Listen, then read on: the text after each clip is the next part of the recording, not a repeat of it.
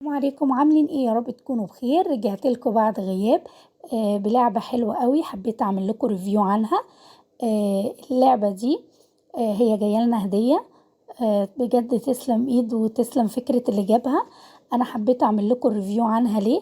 عشان اللعبة دي بجد ممكن تخلي الولاد يبعدوا شوية عن الموبايلات اللي هي مشكلة كل بيت. اللعبة دي بتعتمد على ايه؟ بتعتمد على قوة الملاحظة وسرعة التركيز. بجد لعبة مسلية جدا. هنا هنفتحها بقى، ولادي بيحاولوا بقى يفتحوها، نشوف من جوه عبارة عن ايه. بجد هنحاول ان احنا نجيب الالعاب دي، اللي هي طبعا بتخلق جو اسري بينا، لان الموبايلات بعدتنا عن بعض. فبنحاول نجيب لعبة لان دي ممكن يلعبها اكتر من 2 3 4، ممكن يشترك فيها جميع افراد الاسرة.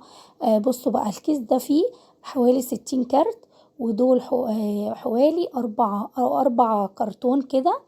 الصور اللي موجودة على الكرتون بتبقى هي لازم تكون هي اللي موجودة على الكارت. مطلوب مننا ايه بقى؟ كل اللي ماسك كارت يبص فيه ويشوف يطلع نفس الرسمة اللي موجودة. السريع بقى هو اللي يكسب، اللي يخلص الكروت بسرعة. أول ما عينه تيجي على نفس الرسمة اللي معاه، أي رسمة من الكارت ده لقاها في الكرتونة، يقول أنا كده خلاص أنا لقيت، ويسحب كارت بعديه. بجد لعبة حلوة قوي ومسلية وجميلة، وموجودة. عايزين تعرفوا بتجيبوها منين؟ موجودة على المواقع اللي هي بتاعت الموقع اللي هي جوميا، والمواقع دي موجودة عليها. ويا رب يكون الريفيو عجبكم.